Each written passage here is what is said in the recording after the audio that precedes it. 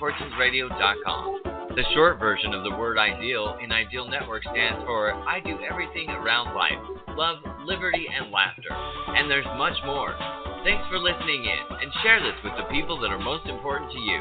Now on to our show with Darlene Sartore and Peter Mingles. Let's get started.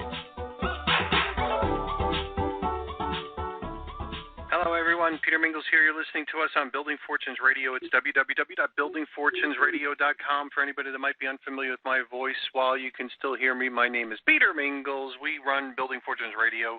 One of the reasons why I built Building Fortunes Radio is I wanted a platform to be able to speak about some of the things that needed to be spoken about. And we're really started off with home-based businesses. I'm an evangelist for home-based businesses. And one of the reasons why is because this way people can help live their life better by design. If you are, if you start to think about it, you want to raise your kids, you want to raise your grandkids or whatever, you want a little bit more control, help with education, all that sort of stuff, I think the best way to do it is get personally involved, and you can do that when you're at home. So we started doing this radio show towards the tail end of 2012, beginning part of 2013, and I really did it because a lot of people inside the industry didn't want to hear some of the things that I had to say. And when I say that, I mean they weren't always positive. It was always, they were always trying to gloss over everything. And I just wanted to speak about some of the things that were going on. Well, I invited Darlene Sartore, who owns the Ideal Network, to be a radio show guest with us. And we do this radio show every Wednesday at 5 p.m. Eastern. And over the years, you can see as we go through, and Darlene, I think, is going to talk about memory lane a little bit, as we go through some of the things that we've been going through, we realize there has been even more reason for people to be able to have a platform where they can speak their mind. So without being mean, no one ever said you need to be mean. I learned a long time ago the N in SWAN means nice as opposed to nasty. So SWAN stands for be smart, work hard, ambitious, and nice. So you don't have to be nasty about it. You might as well just be nice about it. But if you have a difference of opinion, you might as well be able to have that voice heard. And as a result of all of that, even more reasons why we do Building Fortunes Radio. So I'm going to pass this microphone over to Darlene Sartore on this very interesting day because it's the 46th president who was just inaugurated. The 45th flew back to Florida, or flew down to Florida, which is where I am. And number 46 and 49, 46 is the president, 49 is the VP. It's historic. It is historic, and I'll leave it at that for now. So they're going to get their shot at giving this, running this country or whatever it is, a whirl. Otherwise, we'll see what goes on. And I am putting my head in the sand and going to work. So that's good. So no more distractions. I'm just going to put my head in the sand and go to work. So having said that, Darlene Sartore, thanks for being here. Thank you, Peter, for keeping sanity. How do we keep cosmic sanity in what we're dealing with? So I do have a great-granddaughter who is very rambunctious this afternoon, and so if you hear her pounding on the window, she is watching what's going on the south side of the house, where I have two dedicated participants with our Intentional Community Project, creating a wonderful-looking area of our south side that has been a trash heap for a while. And I mean a trash heap because that's where we keep all of our wood for the wood burner, and sometimes it gets to be a little bit of a mess out there. And this year the weeds grew up in it. Nobody was maintaining it. So these two dedicated, loyal people out there in the cold are making it look beautiful. So that's what I'm hoping, that we will be able to move forward with what we are dealing with in our world today, and make things look beautiful out of whatever we inherit. I really struggled, let's say it, with today's, what I was going to say, because I do like to stay positive, but positive can be toxic if it's not appropriately maintained. So I decided that today we carried on with what we started yesterday with creating the new outreach team and communication team for the USA Republic that we have been creating. for a global example of what Americanism really is all about. The true dynamic of the miracle of America that our founders envisioned. What was their dream? What did they talk about? What did they do? And they had no clue when they were creating the Declaration of Independence and the all of the documents and the things that they were writing down and starting to record for history, where we would be from this starting point of what they were doing. And those who understand history to a certain degree, I can only envision what it was like for George Washington and those loyal troops, those loyal family people that were struggling through that bitter, bitter cold winter with some with not even any shoes. I can only imagine the sacrifices that that generation of people made in order to birth what would become the miracle of America. The miracle of America is really the making of America, but it's a miracle that changed the world. And it really was a 5,000-year leap. And most people don't realize that we have accomplished more in the last couple hundred years than most civilizations have in eons of time. But, you know, we are built on the shoulders of the giants from the last many thousands of years along the way. And that's kind of reason that I started really enjoying reading the Urantia papers, because it talks about things from the Garden of Eden. It talks about the dynamics of other worlds, and it talks about the visions, and it talks about some of the shortcomings. It talks about religions and different cultures and this type of thing. And so it gives us kind of in 196 papers, it's a little over 2,097 in the book format that they put them in. But in a year's time, you can read through that and you can get a real good synopsis of how it maintains, how to maintain happiness, how to maintain cosmic sanity, that when things kind of go awry and unexpected events happen, you know, is how to address them with grace, elegance, and ease. And just like with Maggie tapping on the window of people outside, she knows to let them know that she sees them working and playing, and she would like to be out there playing with them. But it's just a little bit too cold for a 4-year or a 3.5-year-old to be out there in the cold. So all she can do is enjoy watching them work and pound on the window as she's doing. Maggie, would you please not pound on the window while I am talking on the telephone? Oh, yes. Thank you. So it is about our young people. It is about our children, our grandchildren, our great-grandchildren, our great-great-great-grandchildren that we're doing this for. So what we have done is over the last few years, as I began really looking at the shifts that were going to have to be made in my lifestyle, if I desired to pass on to the next generations that which my husband and I started, which my mother and father were a part of in many ways, and my grandparents and my great-grandparents. And I'm just really proud to be a part of the generation of the lineage that comes from America from the early times.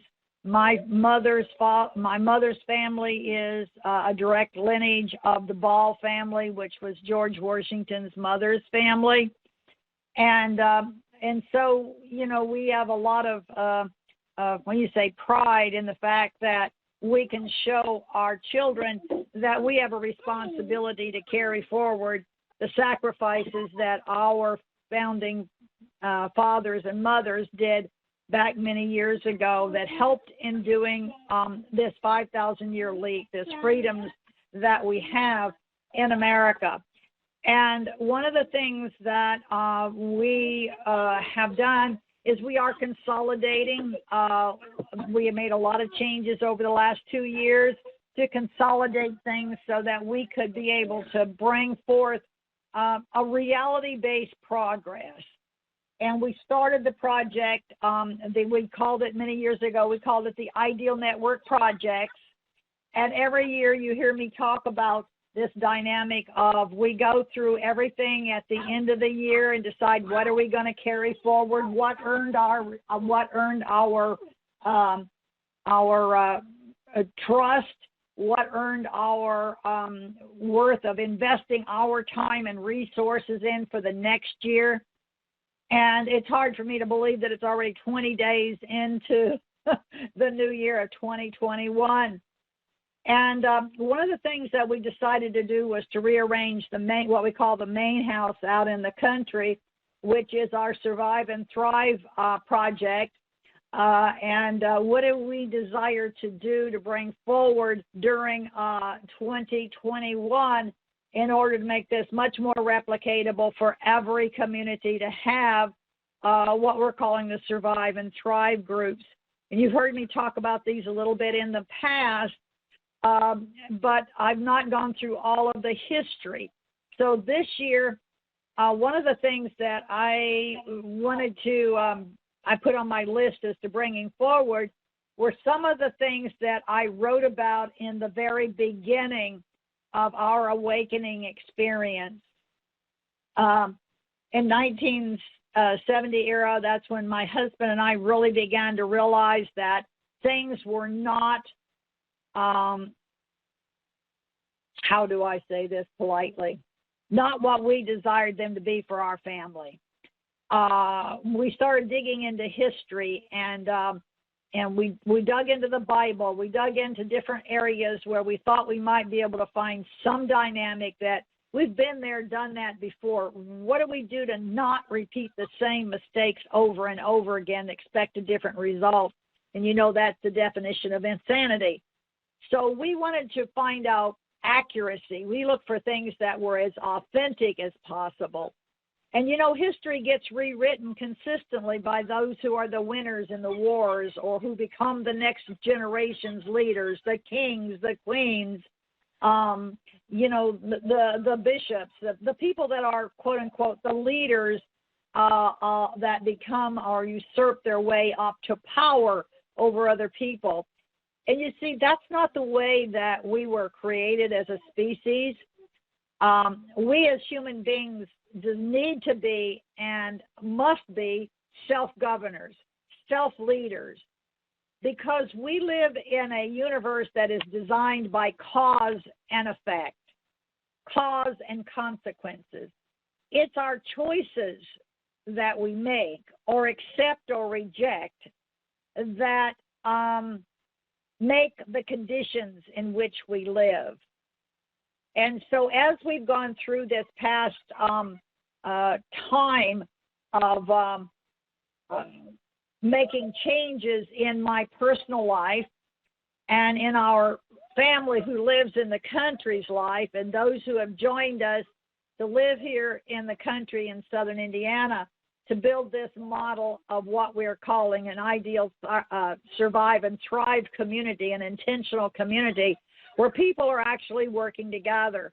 Because the one thing we did find that the miracle of America and the making of America on the family-owned and operated businesses, the dynamic where we can learn to build and work together as individuals, putting our pieces of the puzzle into place. And you know, even the teeniest, tiniest piece of the puzzle is value. It's not finished. I'm at the time dealing with and compile such information into an easily assimilated form as possible. My calling is to aid as many people as possible to understand the factors of the particular subject that is affecting their lives, either adversely or beneficially. And that first paragraph in that forward is probably what I still to this day, and I'm looking for exactly when I wrote this. I'm sure I probably dated it somewhere, but I'm not sure exactly when I wrote this, but it probably was in the early 70s. And then followed by that, the next thing that I had to do was America's success formula. I wanted to know what was America's success formula. And so I wrote it from a historical and biblical perspective. And so I wrote that book. And remember, I didn't have any way to print these except this was all typed on a typewriter. There was no way to save anything except in print back then. And so all I have are a few copies that I entrusted to family members. And fortunately, my mother cared enough to keep my copies of everything that I handed to her. God bless her, and thank you, Mom, for being diligent and protecting your daughter's often weird way of doing things, so that I have at least some time for things that were created before 1977 when a fire took our home. Okay? And so that was called America's Success Formula. And then I wrote one that I began to realize that both our education system and our electoral system was very, very flawed. And one of the things that I picked up in that book, and I don't know why I had it written laying there, except it says it's a ticking time bomb. It says there are 47 million Americans relying on government handouts to live. And this was, I guess, I picked this up at the church because it's one of the 4 Patriot books that was advertising their dynamics of their food and the things that they were putting together for saving.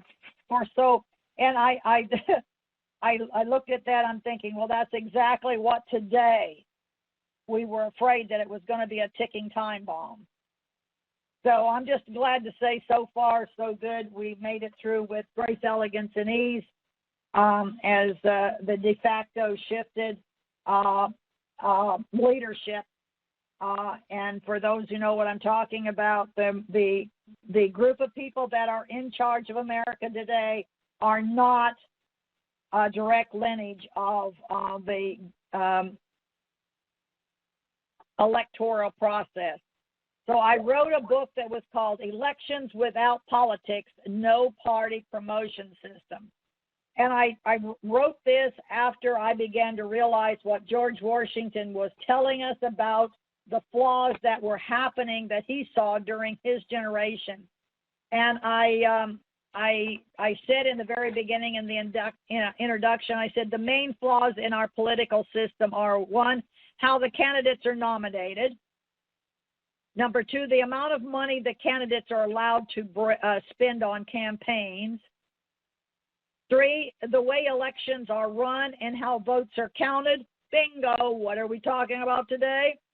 And a bureaucracy that operates outside control of elected representation. Someone on the call today, I kept a live conference call going where anybody could join me we were watching C-SPAN and what was going on. And one of the things that one of the gentlemen said to me, that he didn't have his TV on and et cetera, did Biden have his hand on the Bible or was the Bible open? And I said, I didn't really pay that much attention. Does anybody know? And somebody said, yeah, it was closed, and we think it was the Catholic Bible. I don't know whether it was or not. So he said to us, well, when you lay your hand on the Bible, you're outside of it, outside the Word. You're outside the authentic. But if it's open and you have your hand on the Bible, you're inside the Word. You're looking for the truth. You're looking for the authentic. And wow, what a story to remember to tell my kids. I never thought of it that way. So that's why it's so important for us to connect with each other to be able to do this. And then in that same folder was what is known as the plan. And I do not know, I have not had time to go and see if this is still online, but this was written by L. Neil Smith, L. period, and then Neil Smith. And I vaguely remember him. We used to have long conversations, and I do not remember exactly. I remember his work anyway. He wrote this, what is known as the problem, the solution, but he created a plan. And I felt I had it with the book that was The Elections Without Politics, and et cetera. And he talks about in there the problem, the solution, and then he talks about taxes, which are really the biggest challenges that we're dealing with, honest money, regulation, justice, trade, rational defense, and the future. And so he was from Fort Collins, Colorado.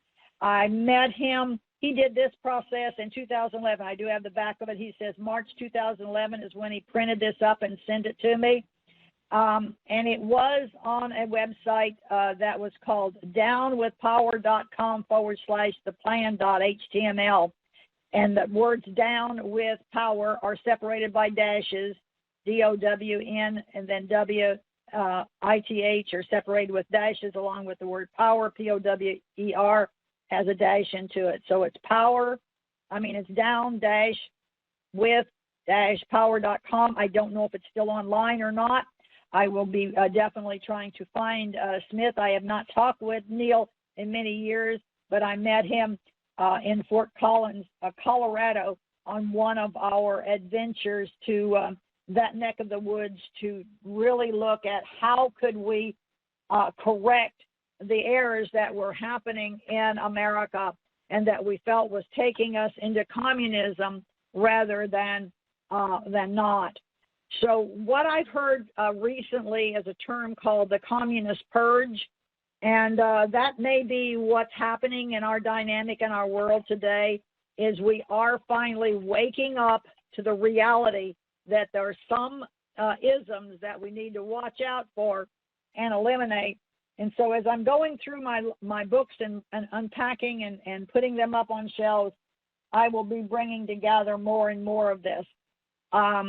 I will immediately have copies made and be locking these up in my safe, so that they will be protected from fire and et cetera if something ever happens again. I don't know anybody else who has a full set of all of my writings, but I'm going to go back through it. And we do need to look at history. Who in your family has collected history that we can save, that's worth saving? Don't let your family pass on without saving the wonderful jewels that they have lived through, and et cetera. And we are past the hour. You have anything you want to say to wrap it up? No, I love everything that you're always talking about and looking forward to the proactive ways we can take our privacy in our lives under more of our own control. We've always had it, but you probably need to be more diligent than you've ever been before. So I'm kind of interested in see where we're going to take this year collectively on this specific radio show. So having said that, you can catch Darlene Sartore on buildingfortunesradio.com/ideal, buildingfortunesradio.com/ideal. And you had said something during this radio show that was seemingly small, like insignificant, struck something in my mind. And you were talking about whatever period of time it was when people might not have shoes. And it really struck me because I thought about that in a way of, well, what would happen in the event that somebody was lost in the woods and they didn't have shoes? And then what would they do? What could they possibly do? Or what if shoes, for whatever reason just weren't available and you had to go out there and get them? And that simple, fundamental thing that, quite honestly, I don't think about any day other than today, realistically, said, so what would I have to do if I had to become self-sufficient in just a shoe? Or, you can expand upon that, my family have shoes. So it's really making me think about how far back do I need to go to really remember the fundamental rights and prepare myself, my family, my company, my customers, you guys, in any days, regardless of who's president. But I should probably have been thinking about that all the time anyway. So that was just something that you had just said as part of a sentence, but I kind of elaborated a little bit on in my mind and really shifted some of the things that I was thinking about while you were doing your call. So thanks for being here as usual. I'll let you comment on that. Even though we're into bonus time, that's fine. And then we'll wrap it up. Well, I'm just delighted to hear that something I said sparked some real thoughts, because that's all I really try to do, is try to get us to think about surviving and thriving. Abraham Maslow is one of my favorite pyramids of understanding the dynamics that we always have to stay at the level of survival first. If we do not have the basics of survival, we cannot thrive. And there are people that we often forget about right now in today's world who do not have the necessities in which to live comfortably and healthily. And what I was referring to was George Washington's troops at Valley Forge. And so that's what I was talking about, is thinking about how many people have suffered, how many people during the wars who, the soldiers did not have the basic survival tools and et cetera, and yet they carried on. And they are the ones that we owe our freedoms to, are those who have paid the ultimate price in many ways to be able to know how important liberty and freedom are, how being a self-governor is important, how to not have somebody bossing you around and telling you what you're going to do, or have the power over you to tax you and take your property from you if you can't afford or don't pay the taxes. How much of a slave are you? The difference between us and people in Russia are they are a slave and they know it. We're a slave and we don't know it. That is the key component that woke me up when a Russian lady that came to the United States to speak here at New Harmony told us. And that, key phrases that I remember that my brain keeps saying. So I'm glad I did offer something that made you think about always being at the level of survival. Perfect. We're going to catch everybody next week. Yep, we're going to catch everybody next week on Building Fortunes Radio. It's www.buildingfortunesradio.com/ideal to be able to hear the previous radio shows, and we'll see you next week.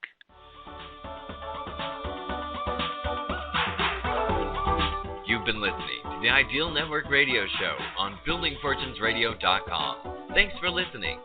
Be sure to check out the BuildingFortunesRadio.com website to hear more segments with Darlene Sartore and Peter Mingles. Darlene encourages everyone to join the Ideal Network so you can say, I live the ideal life, where I do everything around life, love, liberty, and laughter. It's been our privilege to have you listen in. Darlene, Peter, and I want to say thanks for listening and ask you to spread the word, tell a friend, join our newsletter, and go make a difference in your world.